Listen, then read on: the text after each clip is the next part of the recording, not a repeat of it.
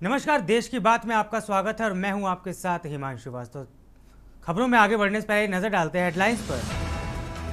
Trump ने America की दशकों की मेहनत को बर्बाद कर दिया। मोदी के एससीओ में शामिल होने से छलका यूएस के पूर्व एनएसए बोल्टन का दर्द। दिल्ली हाईकोर्ट ने शरजील इमाम की उमर खालिद की जमानत याचिका खारिज की, शांतिपूर्ण विरोध का अधिकार।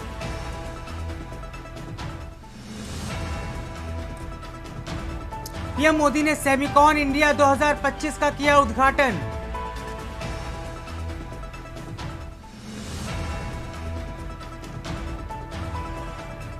बॉम्बे हाईकोर्ट की नेता जरांगे को फटकार।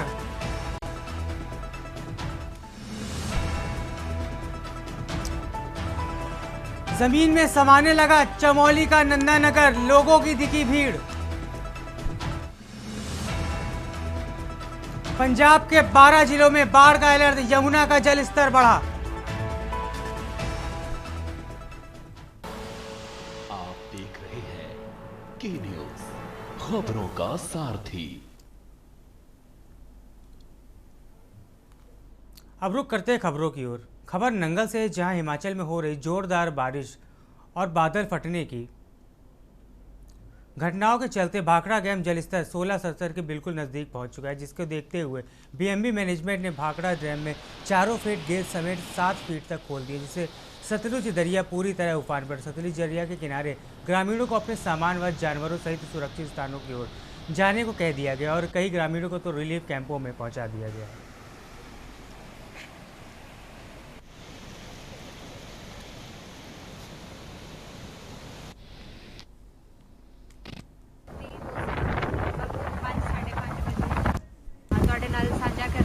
ਰਾਤੀ ਕਾਫੀ ਮੀਂਹ ਪਿਆ ਸੀਗਾ, ਜਿਸ ਕਰਕੇ ਪਾਣੀ ਦਾ ਥੋੜਾ ਸਤਰ ਵੱਧ ਗਿਆ ਸੀਗਾ। ਸਾਡੀ ਟੀਮਾਂ ਰਾਤੀ ਚਾਰੋਂ ਤਰਫ ਲੱਗੀ ਹੋਈ ਸੀ ਤੇ ਇੱਥੇ ਰਿਫੋਰਸਮੈਂਟ ਕਰਨ ਦਾ ਕੰਮ ਸੀਗਾ, ਬਾਕੀ ਕੰਮ ਸੀਗੇ। ਹੁਣ ਅੱਜ ਵੀ ਅਸੀਂ ਪੂਰਾ ਸਾਡਾ ਰਾਜਪੁਰਾ ਏਰੀਆ, ਦੇਵੀਗੜ੍ਹ, ਸਮਾਣਾ, ਪਾਤੜਾ ਤੇ ਸ਼ਹਿਰ ਦਾ ਜਿਹੜਾ ਬੜੀ ਨਦੀ ਵਾਲਾ ਏਰੀਆ ਹੈਗਾ, ਉਹਦੀ ਪ੍ਰੋਪਰ ਰੈਕੀ पूरे दिन। पटियाला के डिप्टी कमिश्नर डॉक्टर प्रीति यादव ने आज राजपुरा निकट सुहरोन गांव के 25 दर्या में तटबंधों के सुदृढ़ीकरण का जायजा लिया और शाम को दौलतपुर में बड़ी नदी का निरीक्षण किया। अवसर पर डिप्टी कमिश्नर ने बताया कि एडीसी अमरिंदर सिंह टिवाना और नवरीत कौर सेको की देखरेख में एसडीएम ऋषिकेश गुप्ता, कृपालवीर सिंह, हरजोत कौर मावी, ऋचा गोयल और अशोक कुमार के साथ प्रशासन की टीमों ने बड़ी नदी, घग्गर नदी, पचीदरा, टांगरी, मारकंडा आदि नदियों की टोली और जहां भी कमजोरियां पाई गई वहां एहतियातन तौर पर तटबंधों को तुरंत मजबूत किया गया।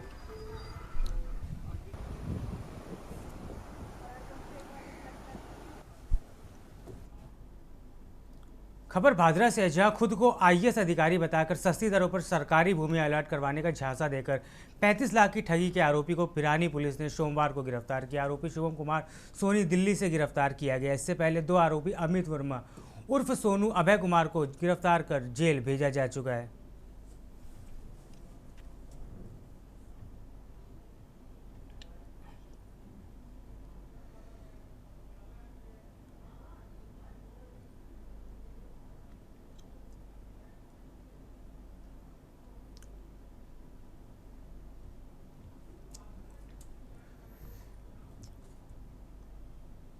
खबर भादरा से, जहां भिरानी दान क्षेत्र के गांव सागड़ा के निकट एक सनसनीखेज लूट की घटना में हरियाणा के अनाज व्यापारी से 1,75,000 रुपये छीनने के आरोप में पुलिस ने 3 युवकों को गिरफ्तार किया है। भागड़ा के डीएसपी संजीव कटेवा, जो इस वक्त मामले की जांच कर रहे हैं, उन्होंने बताया कि त्वरित पुलिस कार्रवाई के चलते घटना के 2 घंटे के भीतर अपराधियों को धर दबोचा गया।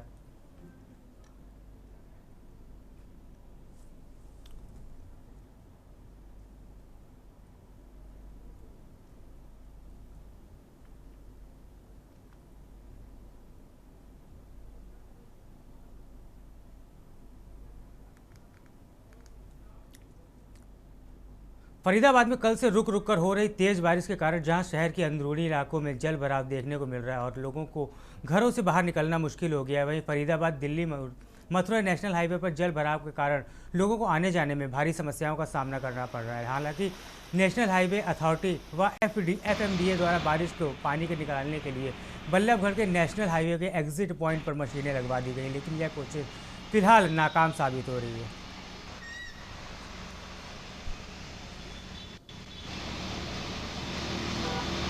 मेरा काम जो भी ये पंप सेट वगैरह जहाँ पर भी लगे हुए हैं उनको देखता हूँ। अच्छा, जो रूटीन अभी आपका जो एक पंप सेट है वो कहाँ पर लगा, किस जगह पर? ये अग्रवाल मेडिकल स्टोर नियर वो सेक्टर 4 एग्जिट पॉइंट।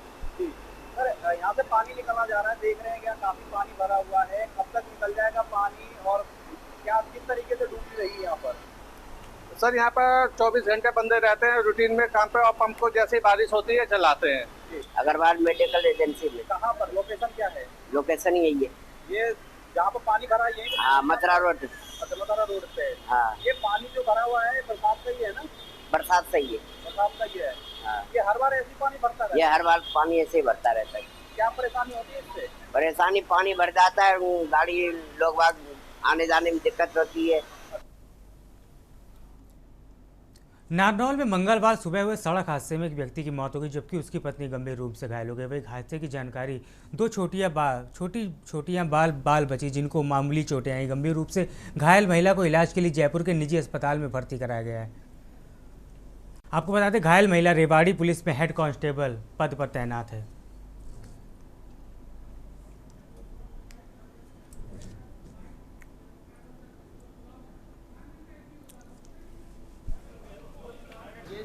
जो मेन रोड पर जो खड़ा था वो डंपर था लोडिंग, पता नहीं उसमें ड्राइवर भाग गया या कैसे हुआ ना, उसमें कोई इंडिकेटर है ट्रक के ना, नंबर प्लेट है पीछे, आगे तो नंबर प्लेट है, पीछे नंबर प्लेट भी नहीं है उसकी। अच्छा अच्छा, इंडिकेटर नहीं होने से मतलब ये कोई इंडिकेटर नहीं है, बीच में खड़ी करके भाग गया। छोड़ कर भाग गया, पता नहीं एक्सीडेंट होने के बाद भाग गया या कैसे भाग गया। अच्छा अच्छा, एक्सीडेंट में कौन क्या हो गया? हाँ जी, एक्सीडेंट में क्या कुछ हो गया? एक्सीडेंट में जो ड्राइवर था उसकी डेथ हो गई ऑन द स्पॉट। पंजाब और जम्मू कश्मीर में आई भीषण बारिश व बाढ़ से हालात बेहद दुखद है। इस संकट की घड़ी में हरियाणा सरकार और प्रदेश की जनता प्रभावित परिवारों के साथ मजबूती से खड़ी है। मुख्यमंत्री राहत कोष से पंजाब जम्मू कश्मीर के लिए 5-5 करोड़ रुपए की सहायता राशि भेजी गई। यह मदद राहत और बचाव कार्यों में सहायक होगी और प्रभावित परिवारों तक त्वरित सहायता पहुँचाने में मदद करेगी। हरियाणा सरकार का यह प्रयास रहेगा कि ज़रूरत पड़ने पर आगे भी हर सहयोग किया जाए। हम सभी परिवारों को भरोसा दिलाते हैं कि हरियाणा उनकी सहायता के लिए हमेशा तत्पर है। इस कठिन समय में हम सब मिलकर आपदा का सामना करेंगे।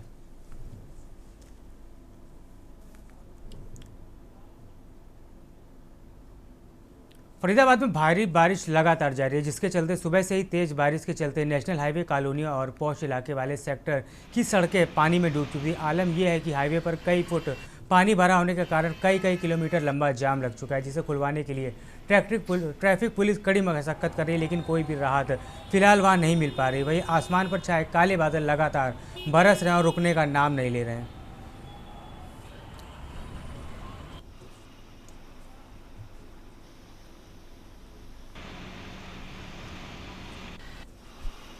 समय हम पहुंचे हैं फरीदाबाद के बल्लमगढ़ पहुंचे हैं, जहां पर पिछले 2 दिनों से लगातार बरसात हो रही है। बरसात के चलते पूरी शहर की तमाम जो व्यवस्था है वो ठप पड़ी है। ऐसे में बता दें कि नगर निगम लाखों रुपए बरसात से पहले खर्च करता है पानी निकासी के लिए, पर बरसात के वजह से उसके बाद कहीं ना कहीं जो पूरी चाहे NH2 हाईवे की बात कर ली जाए या तमाम जो शहर की बात कर ली जाए वो जलमग्न है। पर ऐसे में बता दें, तस्वीरें दिखा देते हैं। तस्वीरें फरीदाबाद के बल्लमगढ़ बस स्टैंड की हैं, जहां चारों तरफ आपको तस्वीरों में पानी ही पानी नजर आएगा। पर बता दें कि लगातार बरसात होने के कारण शहर की तमाम जो सड़कें हैं वो जलमग्न है। शहर की तमाम जो मंडियां हैं उसमें पानी घुसा हुआ है। जो लोग हैं वहां पर जो सब्जी बेचते हैं उनको काफी दिक्कतें हो रही है। तमाम जो बस स्टैंड पर हम खड़े हैं, यहाँ पर जो यात्री हैं वो बस स्टैंड तक नहीं पहुंच पा रहे हैं, क्योंकि चारों तरफ पानी ही पानी है। फरीदाबाद की जो बल्लमगढ़ की ये तस्वीरें हैं, जहाँ पर मेट्रो स्टेशन, बस स्टैंड और बल्लमगढ़ का जो मेन जो पॉइंट है वो यहाँ पर है। पर ऐसे में समय बड़ा सवाल है कि मंत्री होने के बाद भी नगर निगम भी पास है, उसके बाद भी यहाँ पर जो पानी की जो निकासी है वो नहीं हो पाई है, जिसके वजह से यहाँ पर लोगों को काफी परेशानी का सामना करना पड़ रहा है। फरीदाबाद से के न्यूज के लिए मनोज सूर्यवंशी। हरियाणा के हथनीकुंड में बीते कुल 3,29,000 क्यूसेक पानी छोड़ा गया है, जो दिल्ली की ओर लगातार बढ़ रहा है। ये पानी दिल्ली से होते हुए हरियाणा के जिला फरीदाबाद और फिर उससे लगते हुए गांव में उत्तर प्रदेश की सीमा में प्रवेश करेगा। बता दें, एक साथ इतना पानी छोड़े जाने के बाद दिल्ली के साथ हरियाणा के जिले फरीदाबाद के बसंतपुर इलाके में बाढ़ का खतरा बढ़ने लगा। इस बढ़ते हुए खतरे के चलते किसी को जान माल का नुकसान न हो, इसी को लेकर आज फरीदाबाद के जिला उपायुक्त विक्रम सिंह ने मौके पर जाकर स्थिति का जायजा लिया और पीड़ित लोगों को जल्दी सुरक्षित स्थान पर चले जाने की अपील की।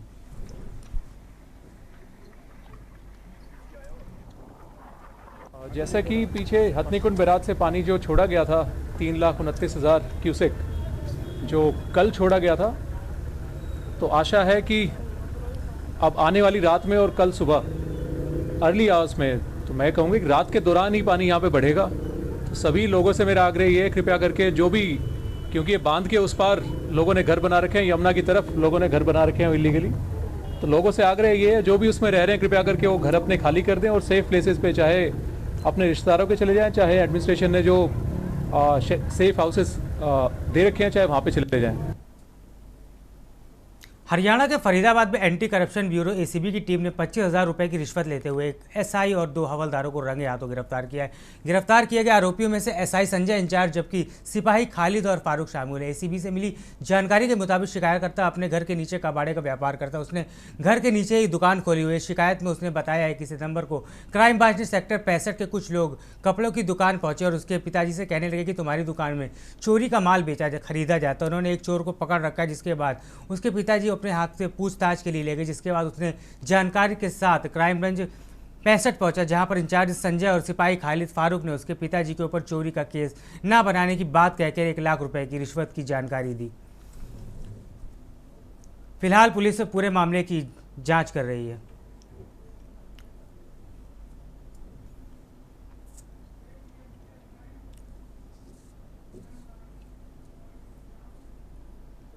रोहतक जिले के कस्बा सपाला में बाजार के दिल्ली रोड पर स्थित भारत पेट्रोल पंप पर एक शख्स को आज गाड़ी में तेल डलवाना बहुत महंगा पड़ गया। पंप कर्मी ने गाड़ी में पानी मिलाकर तेल डाल दिया, जिसके चलते 3 से 4 किलोमीटर चलने के बाद गाड़ी बंद हो गई और मैकेनिक को बुलाया गया। मैकेनिक ने गाड़ी की जांच करने के बाद बताया कि गाड़ी की में पानी मिला हुआ है, तेल पड़ा हुआ है। तुरंत गाड़ी वाला पेट्रोल पंप पहुँचा और पंप कर्मी को मिलावटी तेल डालने की शिकायत की। पंप कर्मी ने अपनी गलती नहीं मानी और गाड़ी वाले को ही गाली गलौज करने लगा। मामला इतना बढ़ गया कि पंप कर्मियों ने गाड़ी वालों की पिटाई तक कर डाली। झगड़ा होने के बाद गाड़ी वाले ने पुलिस को मौके पे सूचना दी। हंगामा देख लोगों की भीड़ जमा हो गई। शिकायतकर्ता ने पेट्रोल पंप तक मिलावटी पेट्रोल बेचने की बात कही। वही पुलिस की मौजूदगी में तेल की जाँच कराई गई और गाड़ी में पानी मिला, तेल मिला पाया गया।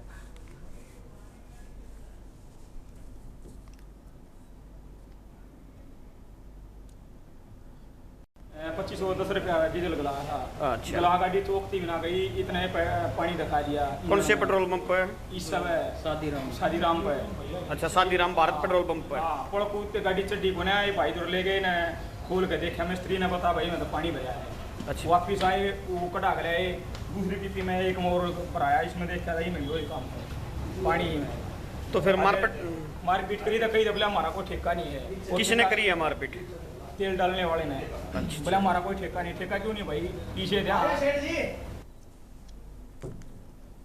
रतलाम में ग्राम पंचायत बांगरोद के फरियादी राहुल बैरागी ने पुलिस अधीक्षक लोकायुक्त उज्जैन आनंद यादव के समक्ष उपस्थित होकर शिकायत की थी कि अवैध रूप से कराई गई रजिस्ट्री को शून्य करते हुए एसडीएम रतलाम द्वारा दिए गए आदेश को पालन करने की आवाज़ में ग्राम पंचायत सचिव बांगरोद द्वारा 10,000 की रिश्वत मांगी जा रही है।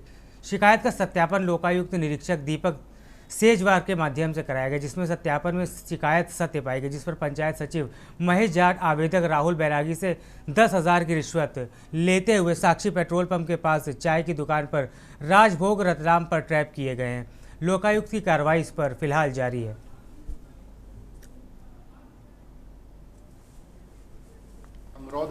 बांगरोद का आवेदक है राहुल बैरागी। ये 28 अगस्त 2025 को श्रीमान पुलिस अधीक्षक महोदय लोकायुक्त उज्जैन श्री आनंद यादव साहब के पास लिखित शिकायत देकर आया था कि मेरे पड़ोस में एक शासकीय ज़मीन है, जो रास्ता था आम रास्ता, जिसमें कुछ लोगों ने अवैध तरीके से रजिस्ट्री करा दी थी सरकारी ज़मीन की। जिसको उसने एसडीएम कोर्ट में आवेदन दिया था, आवेदक ने राहुल बैरागी ने। तो उस एसडीएम कोर्ट ग्रामीण रतलाम ने आदेश में किया था कि वो ज़मीन की रजिस्ट्री जो है वो गलत हुई है, इसको शून्य घोषित करने का कार्रवाई करें। पंचायत बांगरोद के लिए लिखा था। 9 साल से चल रहा था, उसमें मेरा फैसला हो गया था, जिसमें इन्होंने 10,000 रुपये सरपंच साहब ने राशि मांगी। जो मंत्री साहब को इससे बात कर लेना ऐसा बोला मुझे, तो मैंने दे दिया। हाँ, 10,000 रुपये। हाँ, रास्ते का विवाद। एसडीएम कोर्ट में हाँ, मेरा विवाद चल रहा था, वो कंप्लीट हो गया है। मैं केस जीत चुका हूँ। उसमें सिर्फ रजिस्ट्री शून्य करवाना और शासकीय भूमि का रास्ता है। क्या नाम है आपका? राहुल बैरागी। बांगरोद ही रहते हैं? जी, गांव बांगरोद। कितने 10,000 ही मांगे थे और कुछ मांगे थे? अभी तो वर्तमान में 10 ही मांगे थे। चलो आप अभी कार्रवाई कर लो, फिर आपकी बाइक लेके। भिंड पुलिस महानिदेशक के नाम सीएसपी भिंड को कांग्रेस ने ज्ञापन सौंपा। प्रदेश अध्यक्ष जीतू पटवारी पर हमले को लेकर पर्याप्त सुरक्षा की मांग। प्रदेश में बढ़ते नशे के कारोबार पर रोक लगाने की गुहार लगाई। आवेदन सौंपने पर पहुंचे भिंड की कांग्रेस शहर अध्यक्ष पिंकी भदौरिया व ग्रामीण जिला अध्यक्ष रामशेष बघेल के साथ मौके पर बड़ी संख्या में कांग्रेस पदाधिकारी व कार्यकर्ता मौजूद रहे।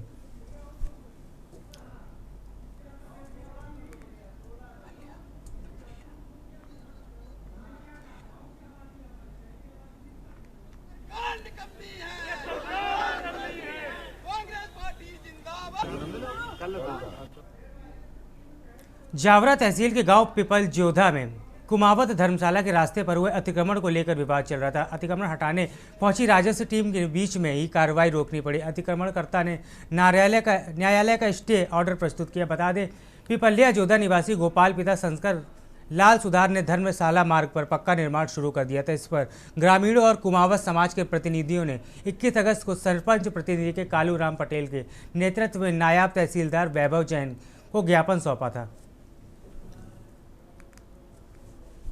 पिपलिया जोधा में एक शासकीय सर्वे नंबर है, उस पर एक व्यक्ति द्वारा अतिक्रमण कर लिया गया था, जिसमें उसको विधिवत सूचना पत्र जारी करके नियमानुसार आदेश पारित करके बेदखली ऑर्डर जारी किया था, जिसके एवज में अतिक्रमण हटाने की कल कार्रवाई की गई थी।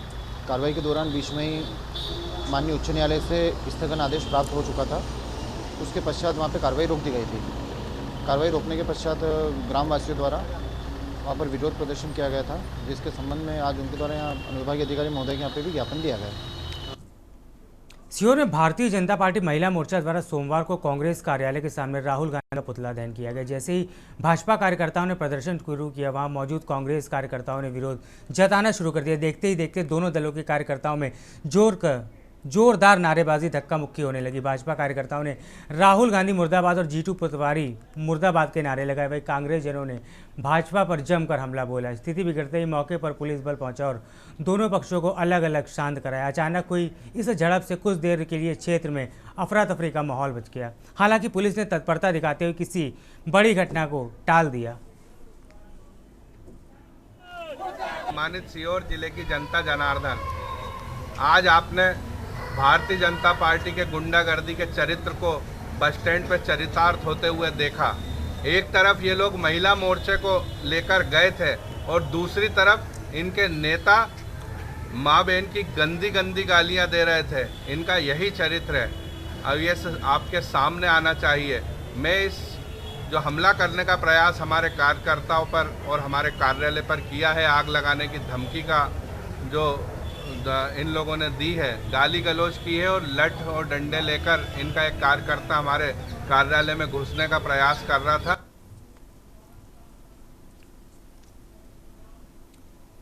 कांग्रेस नेता राहुल गांधी के आह्वान पर देश भर में निकाली जा रही वोट चोर गद्दी छोड़ यात्रा आज विदिशा पहुंची, जहां प्रदेश कांग्रेस अध्यक्ष जीतू पटवारी ने जमकर पीएम नरेंद्र मोदी, चुनाव आयुक्त और बीजेपी को जमकर घेरा एवं कहा कि यह तीनों ही झूठ बोल रहे हैं।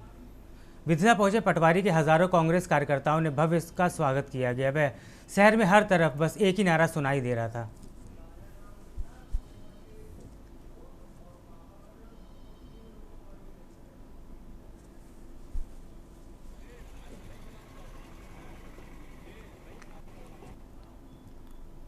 अब खबर लातूर से है, जहां महाराष्ट्र सरकार की महत्वाकांक्षी मुख्यमंत्री युवा कार्य प्रशिक्षण योजना के तहत प्रशिक्षण ले रहे हजारों युवा इन दोनों गहरी निराशा में। प्रशिक्षण पूरा होने के बावजूद इन युवाओं को ना तो समय पर मानदेय मिल रहा है, न ही सरकार द्वारा स्थायी रोजगार की कोई गारंटी दी जा रही है। राज्य भर में 1.34 लाख से अधिक युवाओं ने इस योजना के तहत 11 महीने का प्रशिक्षण पूरा कर लिया, लेकिन अब भी फिर से वह बेरोजगार हो गए। इन प्रशिक्षित युवाओं ने महाराष्ट्र के तत्कालीन मुख्यमंत्री एकनाथ शिंदे द्वारा शुरू हुई इस पहल की सराहना की है, जिसमें उन्हें सरकारी कामकाज को समझने का मौका मिला। हालांकि उनका कहना है कि इस अनुभव का कोई लाभ नहीं मिल रहा है, क्योंकि वह प्रशिक्षण के बाद भी बेरोजगार हैं।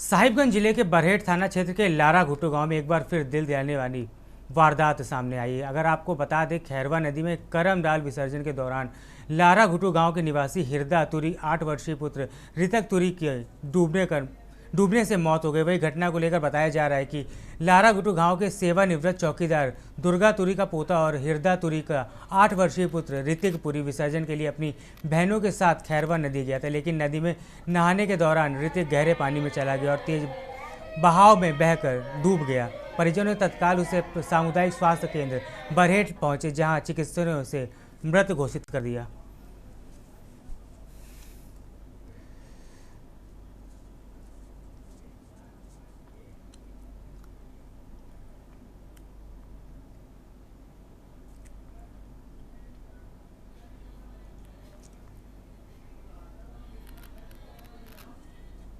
खबर रोहतास जिले के सासाराम से है, जहां पुरानी जीटी रोड स्थित जन सुराज के कार्यालय में प्रेस वार्ता की गई।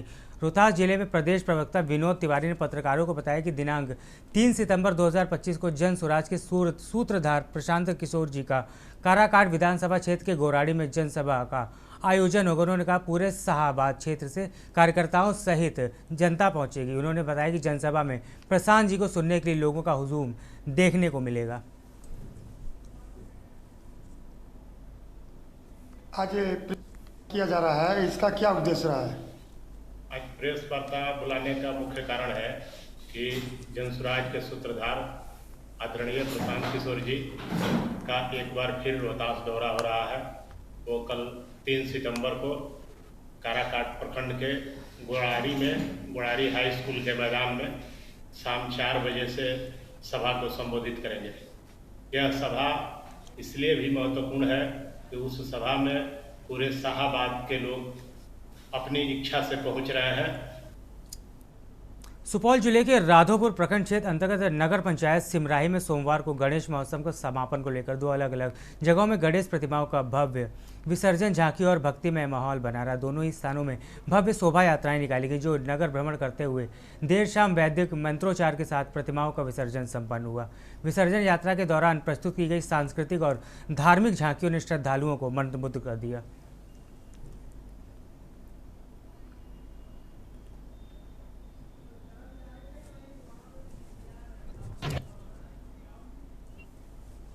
भागलपुर जिले के कटहलपुर गांव भाजपा विधायक पवन यादव एक बार फिर चर्चा में है। सोशल मीडिया पर उनका एक वीडियो तेजी से वायरल हो रहा है, जिसमें विकास योजनाओं को लेकर युवक द्वारा पूछे गए सवाल पर विधायक नाराज हो जाते। वीडियो में देखा जा सकता है युवक ने इलाके में विकास कार्यों की स्थिति पर सवाल किया। इस पर विधायक पवन यादव अपना आपा खो बैठे और युवक के साथ धक्का मुक्की के साथ अपशब्दों का इस्तेमाल करते हुए नजर आए। वही मौके पर मौजूद लोगों ने बीच बचाव कर स्थिति को संभाला। फिलहाल विधायक पवन यादव की ओर से इस पूरे मामले पर कोई प्रतिक्रिया नहीं आई, लेकिन वीडियो वायरल होने के बाद यह घटना राजनीतिक हलकों में गर्माहट पैदा कर चुकी है।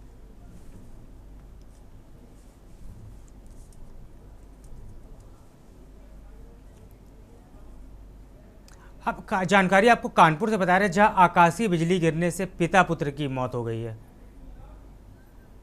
आपको बताते चले, सुबह खेत पर काम करने निकले थे पिता पुत्र, जिसके काफ़ी देर बाद जानकारी पर पहुंचे परिजन। इसके साथ ही घटना को लेकर परिवार में कोहराम मचा हुआ है। वही इलाज के दौरान डॉक्टरों ने इन दोनों को मृत घोषित कर दिया। आपको बता दें, चौबेपुर के रघुनाथ गांव का ये पूरा मामला बताया जा रहा है।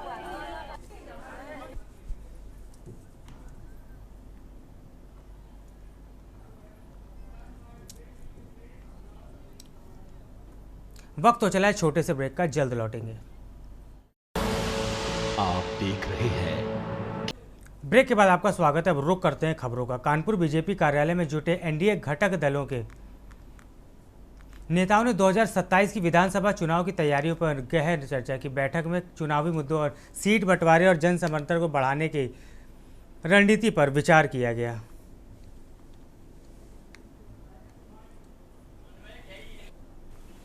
लोग ये चाहते हैं जो केंद्र सरकार की योजनाएं हैं जन जन पहुंचाने के लिए सभी दल के साथी मिलकर नीचे स्तर तक हम लोग पहुंचाएं खबर जानकारी को, जो देश की सरकार और प्रदेश की सरकार हमें योजनाएं दे रही हैं और हम लोगों की ये भी अपेक्षाएं हैं जो कि हम लोग आज तय करेंगे अभी बैठक में कि जो महापुरुषों की जो उनकी जीवंत यादें हैं उनको हम लोगों तक पहुंचाने का काम करें। इसमें भारतीय जनता पार्टी, समाज, राष्ट्रीय लोक दल, सभी दल जो सहयोगी दल हैं वो सब लोकतंत्र। देखिए, आज एनडीए की बैठक बुलाई गई है जिसमें बीजेपी और राष्ट्रीय लोकदल सभी साथियों, जितनी भी पार्टियां हैं अपनी सभी साथियों में बुलाए गए हैं और 2027 की मेन जो काम है वो 2027 के लिए ही दिशा निर्देश दिए जा रहे हैं कि किस तरीके से चुनाव लड़ना है और लड़ाना है। जिला पंचायत, जिला अध्यक्ष और जो भी सिस्टम है उनको आज पूरा बताया जाएगा और समझाया जाएगा।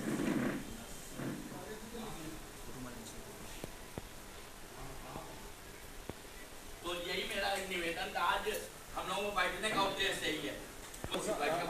प्रदेश में उनकी तारीख तय है 2 तारीख, तो वो 2 तारीख को वहाँ पर है, तो वो उन्होंने कहा था अपना प्रतिनिधि भेज देंगे। बाकी लोग दल और अभी रास्ते में है, उनका फोन आया है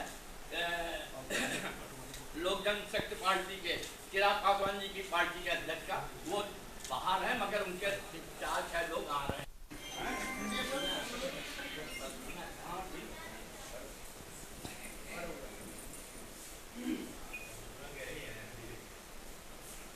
एनडीए के समन्वय यही है कि सबको हम लोग जोड़े रखें।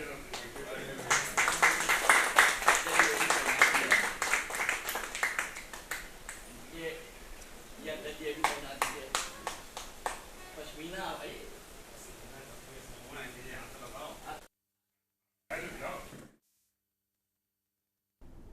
ताजनगरी आगरा में शाहगंज थाना पुलिस ने एक अवैध धर्मांतरण सिंडिकेट का बड़ा खुलासा किया है। हाल ही में 2 सगी बहनों के धर्मांतरण का मामला सामने आने के बाद पुलिस ने गहराई से जांच शुरू की थी, जिसमें अब बड़ा नेटवर्क सामने आया। पुलिस ने इस मामले में 8 लोगों को गिरफ्तार किया है, जिनमें 3 महिलाएं भी शामिल। यह पूरे गिरोह का मास्टरमाइंड बताया जा रहा है। राजकुमार लालवानी, जो खुद को पहले हिंदू था और बाद में धर्म बदलकर ईसाई बन गया, धर्म परिवर्तन के बाद उसने अपना नया नाम पास्टर जी रख लिया और सोशल मीडिया के जरिए लोगों को जोड़ने के प्रभावित करने का काम शुरू कर दिया। सूत्रों के अनुसार राम कुमार के संपर्क में भारत के अलावा दुबई और स्पेन सहित कई देशों के लोग शामिल हैं। वहीं पुलिस की जांच में यह भी सामने आया कि राजकुमार इस पैसे को अपने साथियों और अपनी बेटी के खातों पर ट्रांसफर करवाता था। देखिए, इसमें सादे में हम लोगों ने महिला पुलिसकर्मी और उनको भेजा था वहाँ पे और इसमें उनको भी कन्वर्ट करने की कोशिश की। तो जो उन्होंने कैसे जो है सेल्फ टेक्नोलॉजी वीडियो भी बनाई थी। बेसिकली ये करता ये था कि महिलाओं को इसने पहले से ब्रीफ कर रखा था, जब मैं तुम्हारे सर पे हाथ रखूंगा प्रेयर करने का तो तुम गिर जाना। तो ये नाटक जब वो करते थे तो उनको ऐसा लगता था कि हाँ, इसके अंदर कोई दिव्य शक्ति है जिससे समस्याओं को सॉल्व कर सकता है। इसने सेम प्रयत्न वो भी किया था कि महिला पुलिसकर्मी जो गई उनको भी इसने धर्मांतरण करने की कोशिश की। वहाँ से इसको रंगे हाथ लोगों ने इसमें प्रूव करा।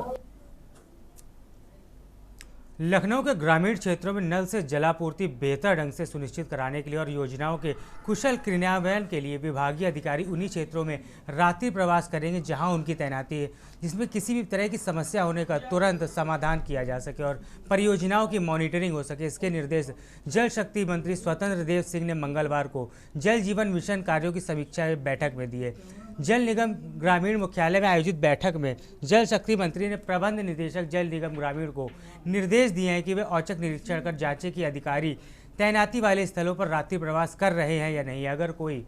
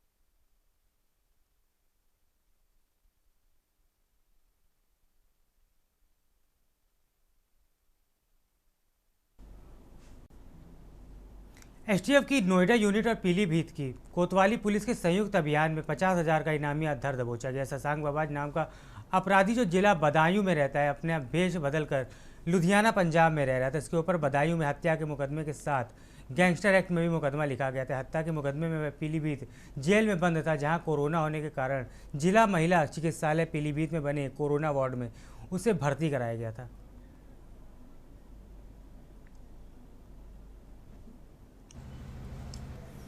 थाना कोतवाली पीलीभीत पुलिस एवं नोएडा एसटीएफ की कड़ी मेहनत द्वारा एक 50,000 के इनामिया अपराधी शशांक बजाज को लुधियाना पंजाब से गिरफ्तार किया गया।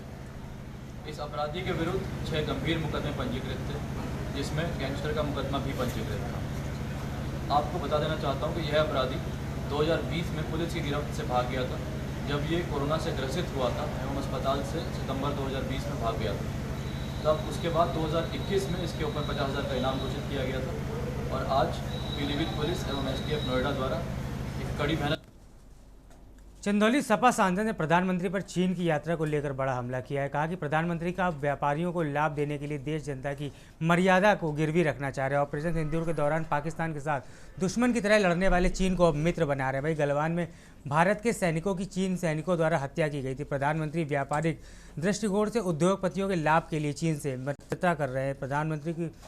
प्रधानमंत्री को देश और जनता के लाभ की फिक्र नहीं है। कौन मित्र है और कौन शत्रु, इसका भी प्रधानमंत्री को समझ नहीं आ रहा है। प्रधानमंत्री द्वारा बिहार में मां की गाली देने मामले को लेकर राजद और कांग्रेस को छठ मैया से माफ़ी मांगने के सवाल पर सपा सांसद वीरेंद्र सिंह ने कहा है कि यह चुनावी रणनीति का हिस्सा है। जब नोटबंदी के दौरान अपनी बूढ़ी माँ को लाइन में पैसा लगवाने के लिए वह खड़ा कर सकते हैं तो लोकप्रियता ले रहे थे। वो जनता जागरूक हो गई, अपने वोट के अधिकार को समझने लगी। आने वाले चुनाव में जनता इसका जवाब देगी।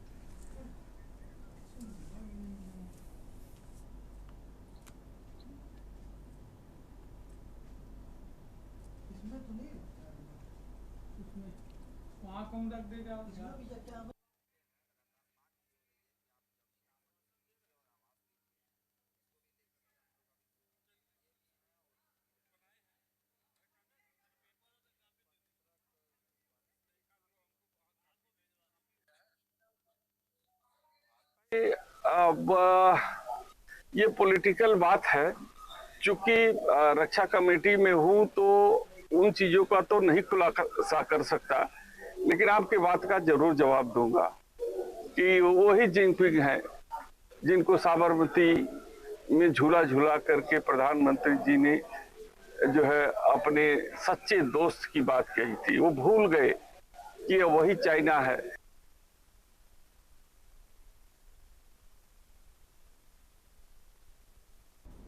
पीलीभीत के पूरनपुर तहसील क्षेत्र के ट्रांस आरदा इलाके में बाढ़ से हालात बिगड़ते जा रहे हैं। ग्रामीण बाढ़ के नीचे घिरे हुए और रोजमर्रा की जरूरतों को पूरा करने के लिए कठिनाइयों का सामना कर रहे हैं। ऐसे में पूरनपुर एसडीएम अजीत प्रताप सिंह स्वयं तहसील टीम के साथ मौके पर पहुंचे और उनके साथ नायब तहसीलदार ऋषभ कांत दीक्षित, लेखपाल श्याम मौर्य समेत कई राजस्व विभाग के कर्मचारी मौजूद रहे।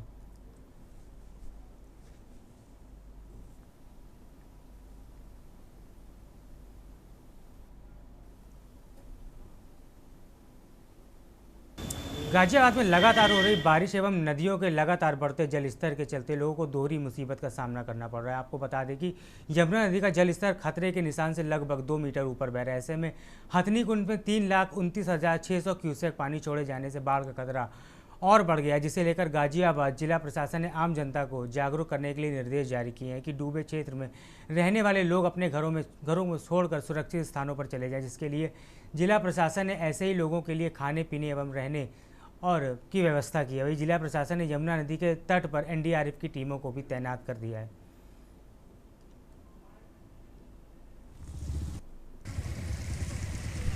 इस समय मैं मौजूद हूँ यमुना नदी के किनारे पर। आप देख पाएंगे कि किस तरह यमुना का जल स्तर लगातार बढ़ता जा रहा है। और बात करें तो इस समय जहाँ मैं मौजूद हूँ, यहाँ पर मेरे पीछे आप देख पाएंगे एक बिल्डिंग आपको नजर आ रही है। बिल्डिंग उन लोगों की है जो यहाँ पर बालू खनन यानी कि सरकारी खनन का पट्टा यहाँ पर दिया गया था और खनन करने वाले लोग यहाँ पर कार्य करते थे। अब क्योंकि अभी बालू का जो खनन है वो पूरी तरह से बंद है और लगातार पहाड़ों में हो रही बारिश और पश्चिम पहाड़ी क्षेत्रों की बारिश का असर यहाँ पर देखने को मिल रहा है कि यमुना नदी का जल स्तर लगातार बढ़ता जा रहा है। आपको बता दें कि लगभग 24 घंटे पहले हथनी कुंड से 3,26,600 क्यूसेक के लगभग पानी यमुना नदी में छोड़ा गया था, जिसके बाद से लगातार बात करें तो जिला प्रशासन गाजियाबाद ने यहाँ पर अलर्ट घोषित किया है, अलर्ट जारी किया है और जो लोग डूब क्षेत्र में रहते हैं उन लोगों को कहा गया है कि वो जगह छोड़कर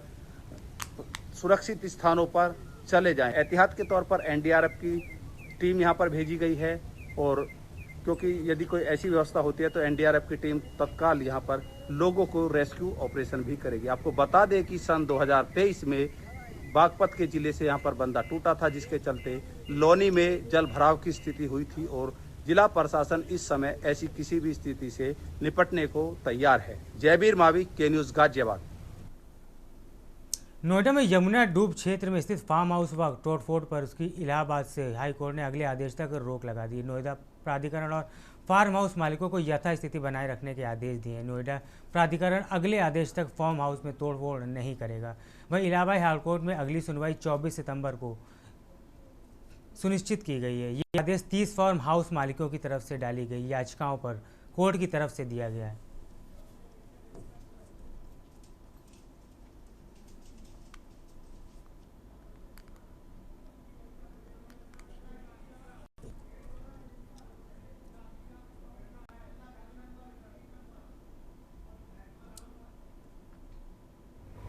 हमीरपुर में नियमों के विरुद्ध चल रहे मदरसों पर सीज की कार्रवाई की गई। वह जिलाधिकारी घनश्याम मीना के आदेश पर मौदहा स्थित मदरसा सीज किया गया। इसके साथ ही आपको बता दें कि अवैध रूप से संचालित शेख अब्दुल कादिर जिलानी मदरसा प्रशासन की तरफ से सीज किया गया। आपको बता दें, ना ही इस मदरसे की मान्यता थी, ना ही इसमें कोई CWC की अनुमति थी। अवैध रूप से मदरसा चल रहा था। वही जिलाधिकारी के आदेश पर जांच में मदरसा अवैध पाया गया और मौदहा के कम्हारिया रोड पर यह मदरसा बिना किसी इसके चल रहा था।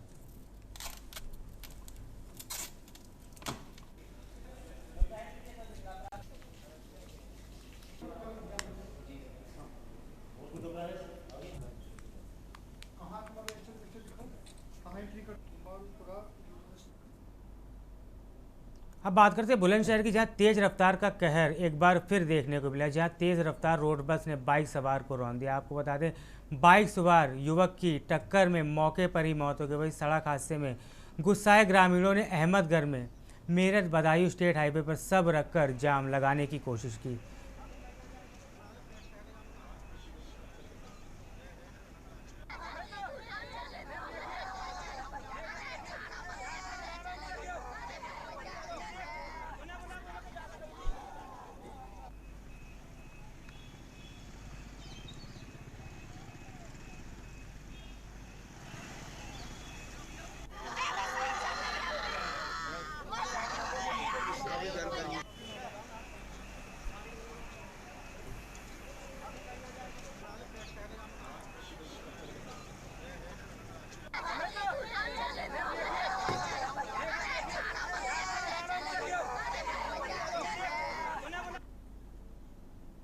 अमरोहा के हसनपुर से सोशल मीडिया पे एक वीडियो जमकर वायरल हो रही है। सैंदन गली थाना क्षेत्र के मोहल्ला मंसूरपुर पश्चिमी निवासी नदीमपुर इशरत किसी कार से हसनपुर आया हुआ था, जहां नगर के मोहल्ला लालबाग रेतिया में आवारा सांड ने व्यक्ति को सींगों से उठाकर पटक दिया, जिससे वह गंभीर रूप से घायल हो गया। वहीं मौके पर जमा लोगों ने सांड को बामुश्किल भगाया। इसके बाद घायल को एक निजी चिकित्सक के यहाँ भर्ती कराया गया। घटना CCTV कैमरे में कैद हो गई। वहीं लोगों ने CCTV कैमरे की वीडियो सोशल मीडिया पर वायरल कर दी। फिलहाल मामले में कोई भी कानूनी कार्रवाई अभी तक नहीं की गई है।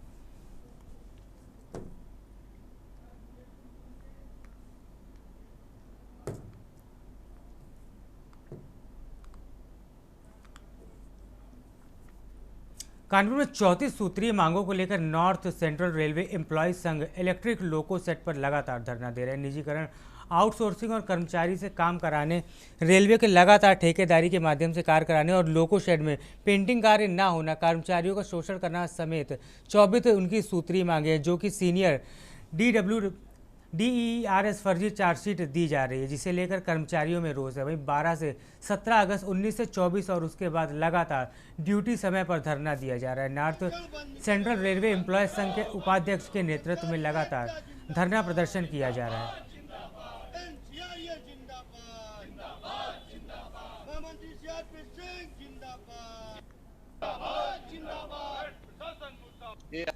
धरने का कार्यक्रम 25 तारीख से निरंतर चल रहा है।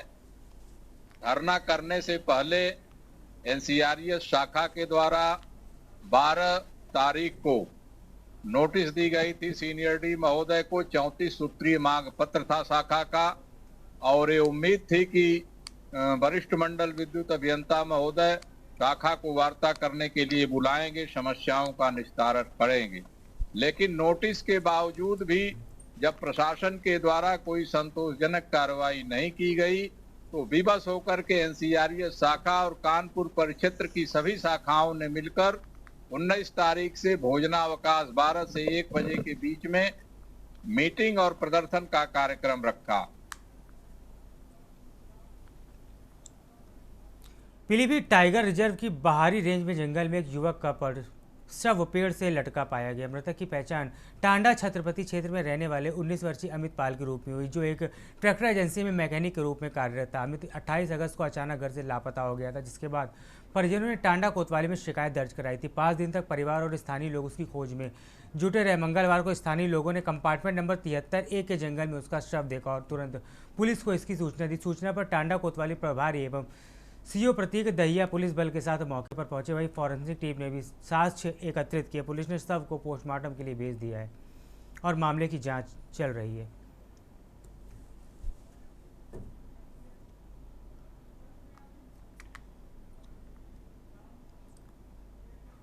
मासूम बच्चों की सुरक्षा को दरकिनार कर खुलेआम मारुति वैन में खतरनाक गैस रिफिलिंग हो रही है, जिसका वीडियो सोशल मीडिया पर वायरल हो रहा है। जिला प्रशासन और शिक्षा विभाग की लापरवाही के चलते मासूम बच्चों की जिंदगी का घिनौना सौदा हो रहा है। छात्रों से भरी स्कूल वैन में गैस रिफिलिंग का काम जारी है। चालक द्वारा गैस रिफिलिंग करने का वीडियो वायरल हुआ। एलपीजी गैस भरते हुए वायरल वीडियो को आप देख सकते हैं। अगर रिफिलिंग के दौरान ज़रा सी भी चिंगारी निकल जाती तो दर्जनों मासूमों की ज़िंदगी खतरे में पड़ सकती थी।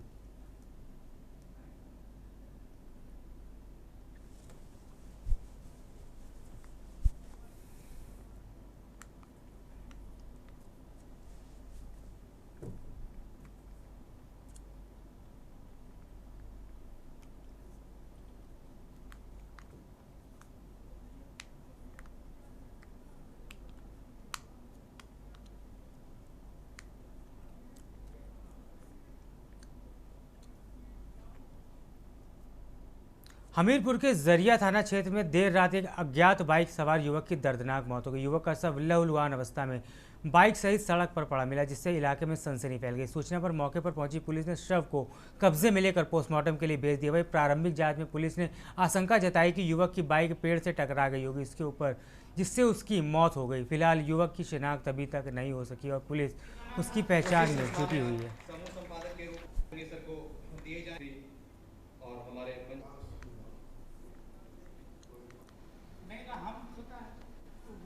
लेखक का सृजन एक श्रृंखला है। उसी श्रृंखला में आज यहाँ पर हिंदी पत्रकारिता के 200 वर्ष और श्रेष्ठ भारत इस पर एक बहुत महत्वपूर्ण गोष्ठी थी, जिसके मुख्य वक्ता के रूप में पद्मश्री भूषण राम बहादुर राय, जो राष्ट्रीय कला केंद्र के अध्यक्ष भी हैं। अभी लोगों को ये याद दिलाने की जरूरत है कि हिंदी पत्रकारिता के 200 साल का ये वर्ष है और फिर 200 साल का पुनरावलोकन करने की जरूरत है कि हमने कैसे ये यात्रा पूरी की है, क्या उससे सीखा है और जो हिंदी पत्रकारिता की श्रेष्ठ परंपरा, उस परंपरा को कैसे हम आगे बढ़ाएं।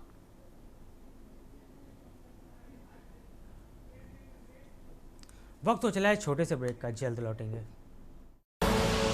आप देख रहे हैं के न्यूज खबरों का ब्रेक के बाद आपका स्वागत है। अब रुक करते हैं खबरों की ओर। खबर जालौन से है, जहां थाना कालिया क्षेत्र में एक गांव में 6 वर्षीय नाबालिग बच्ची से दुष्कर्म के मामले में आज जिला न्यायालय उरई ने ऐतिहासिक फैसला सुनाया। अपर जिला जज पॉस्को एक्ट ने आरोपी अनिल कुमार को आजीवन कारावास और 2 लाख रुपए के अर्थदंड की सजा सुनाई। एसपी जालौन डॉक्टर दुर्गेश कुमार ने बताया कि पुलिस की सटीक पैरवी और मजबूत साक्ष्य और अभियोजन पक्ष की सक्रियता के चलते महज 46 दिनों में यह फैसला आया।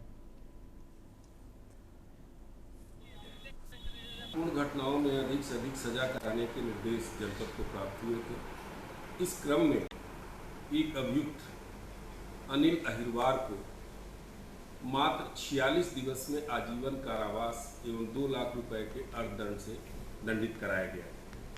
16 जुलाई को थाना कैलिया पर ये सूचना प्राप्त हुई कि अभियुक्त अनिल अहिरवार द्वारा एक 5 वर्षीय बच्ची के साथ मोबाइल दिखाने के बहाने घर में ले जाकर दुष्कर्म किया गया है।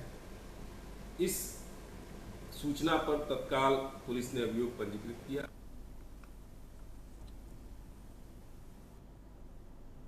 खबर नोएडा से, जहां हथनीकुंड बैराज से यमुना नदी के छोड़े गए 30 लाख क्यूसेक से अधिक पानी के कारण नोएडा में बाढ़ का खतरा मंडराने लगा। अनुमान है कि आज रात 10 बजे तक यह पानी नोएडा क्षेत्र में यमुना तक पहुंच सकता है। जलस्तर के खतरे के निशान से ऊपर जाने की आशंका जताई जा रही है, जिससे यमुना का पानी कई फार्म हाउस और पुस्तों तक पहुँच सकता है। यमुना का पानी जो है ये बिल्कुल बढ़ते जा रहा है। हम अभी गौतम बुद्ध नगर, ये गढ़ी चौकंडी लगती है, गढ़ी शास्त्री गढ़ी, यहाँ पे पानी बिल्कुल बढ़ते जा रहा है। और ज़्यादातर अभी बिल्कुल जो हमारे यहाँ के रहने वाले हैं झुग्गी झोपड़ियों में, इनके लिए बहुत ज़्यादा दयनीय स्थिति होने की दयनीय स्थिति होने जा रही है, क्योंकि अभी ये जीवन अस्त व्यस्त होने जा रहा है। लोगों को बहुत प्रॉब्लम होगी बाढ़ बनने से, पानी स्तर बढ़ने से। तो सारे लोग यहाँ से नुकसान भी है पानी, सारे लोग धीरे धीरे अपनी अपनी जो है पलायन की ओर पुश्ते पे चढ़ना स्टार्ट किए हैं। उत्तर प्रदेश सरकार की कैबिनेट बैठक में आज आउटसोर्सिंग कर्मचारियों के हित में कई महत्वपूर्ण निर्णय लिए गए। डिप्टी सीएम केशव प्रसाद मौर्य ने जानकारी दी कि अब आउटसोर्सिंग के लिए एक संगठित प्लेटफॉर्म तैयार किया जाएगा, जिससे कंपनियां कर्मचारियों को शोषण नहीं कर पाएंगी, साथ ही आरक्षण का अक्षरश पालन सुनिश्चित किया जाएगा। कैबिनेट मंत्री द्वारा चौहान ने बताया कि आउटसोर्सिंग में निगम का गठन किया गया, जिससे अब कर्मचारियों को हक की रक्षा होगी और शोषण करने वालों पर कार्रवाई की जाएगी।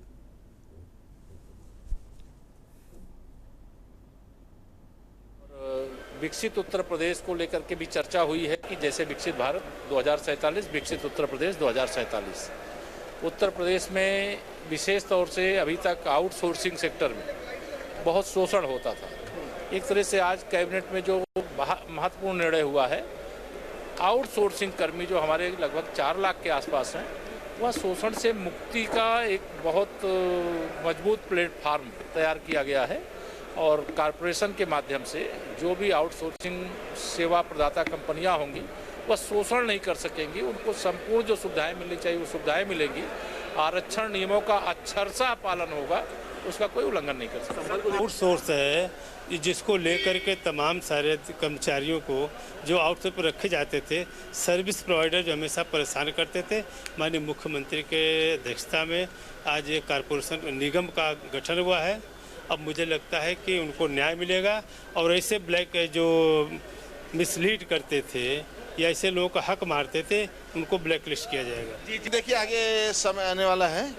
अभी संगठन बैठक लोग कर रहे हैं, संगठन और पदाधिकारी जो निर्देश मिलेगा उसको हम लोग काम करेंगे। वोट बढ़ाने को लेकर के बात सब संगठन बैठक करे, जो निर्देश है, और सभी लोग लगे हुए हैं इस काम में। जी, जिस प्रकार से आज कैबिनेट की बैठक थी, इसमें अहम बात सब अच्छा चल रहा है। मुख्यमंत्री को सौंप दिया। संभल की दुर्घटना निंदनीय है, शोचनीय है। आगे एक टीम बननी चाहिए, प्रदेश में ऐसे कोई भी घटनाएं न हो, जहां भी माइग्रेट किए हुए हों उनको फिर से बसाया जाए और इस तरीके का राजनीतिक शिकार न होने पाए, इस पर चर्चा हो। बिजनौर पुलिस लाइन में तैनात सिपाही अमित कुमार ने पारिवारिक कलह के चलते जहर खा लिया। मूल रूप से बुलंदशहर निवासी अमित कुमार ने इस समय नजीराबाद किराए के कमरे में रह रहे थे। घटना के बाद उन्हें गंभीर हालत में अस्पताल में भर्ती कराया गया, जहां डॉक्टरों ने स्थिति को देखते हुए उन्हें हायर सेंटर रेफर कर दिया। पुलिस विभागों में इस घटना से चिंता का माहौल है। फिलहाल अमित कुमार का इलाज जारी और उनके स्वास्थ्य की पर नजरें रखी जा रही हैं।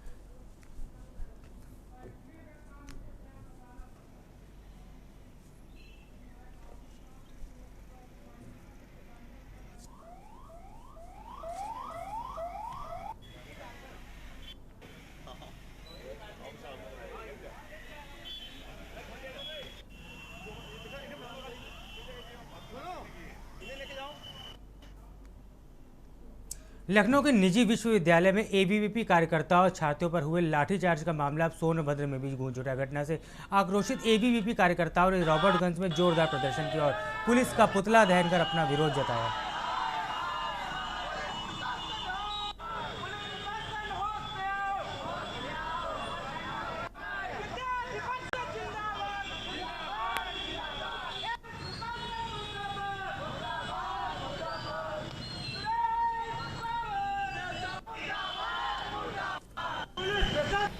श्री राम स्वरूप मेमोरियल विश्वविद्यालय देवा रोड लखनऊ में छात्रों के साथ बर्बरतापूर्वक अत्याचार घोर निंदनीय है। जैसा कि वहां पर लॉ की मान्यता के बिना छात्रों को 4 वर्ष से लगातार परेशान किया जा रहा है। विश्वविद्यालय प्रशासन द्वारा पुलिस के गुंडई पे इस प्रकार का जो बर्ताव है वो बर्दाश्त नहीं होगा। पुलिस की इस गुंडई बर्दाश्त को लेकर के विद्यार्थी परिषद के कार्यकर्ता आज सोनभद्र जिले में आंदोलन कर रहे हैं और पुलिस प्रशासन का पुतला फूंकने का काम कर रहे हैं। देश की बात में फिलहाल इतना ही। आप बने रहिए के न्यूज़ के साथ। नमस्कार।